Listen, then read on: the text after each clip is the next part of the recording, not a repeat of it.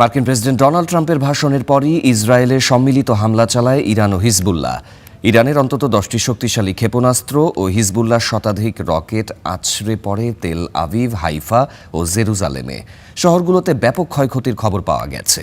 Israeli গণমাধ্যম Jerusalem post বলছে, এবারের হামলা ছিল সাম্প্রতিক সময়ের মধ্যে সবচেয়ে তীব্র। এদিকে ইরানের সামরিক অবকাঠামো লক্ষ্য করে পাল্টা হামলা চালায় ইসরায়েল ও যুক্তরাষ্ট্র। জাতির উদ্দেশ্যে দেয়া ভাষণে ইরানকে প্রস্তর যুগে পাঠিয়ে দেওয়ার হুমকি দেওয়ার পর ইসরায়েলের আকাশে পাথর নয়, একের পর এক নেমে আসে ইরানের উন্নত প্রজন্মের মিসাইলের বৃষ্টি। প্রথমে ঝাঁকে ঝাঁকে রকেট ও ড্রোন, এরপরই দূরপাল্লার 10টি ক্ষেপণাস্ত্র নেমে আসে তেল আবিব সহ বিভিন্ন শহরে। তেল আবিবের এই আবাসিক এলাকায় ক্ষতিগ্রস্ত পানির লাইন তৈরি করেছে বন্যা পরিস্থিতি।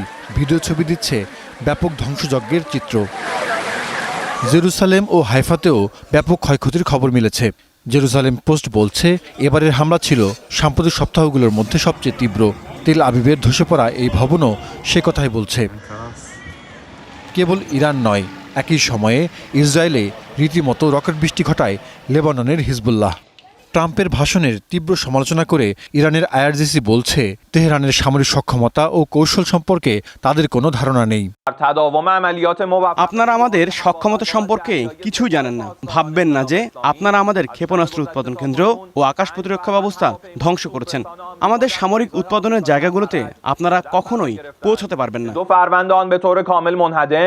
এদিকে তেহরানের 15টি অস্ত্র উৎপাদন কেন্দ্র ও ক্ষেপণাস্ত্র কারখানায় হামলার দাবি করেছে ইসরায়েল। গত 2 দিনে ইরানে 400-এরও বেশি হামলার দাবি করেছে আইডিএফ। ইসরায়েলি বিমান হামলায় আহত হয়েছেন ইরানের সাবেক পররাষ্ট্রমন্ত্রী কামাল খারাজি, নিহত হয়েছেন তার স্ত্রী। মানবাধিকার সংস্থা human rights activist news agency জানিয়েছে, যুদ্ধ শুরুর পর ইরানে 1600 মানুষ মারা গেছেন। নিহতদের 244 জনই শিশু। Zahidur Rahman, Star news.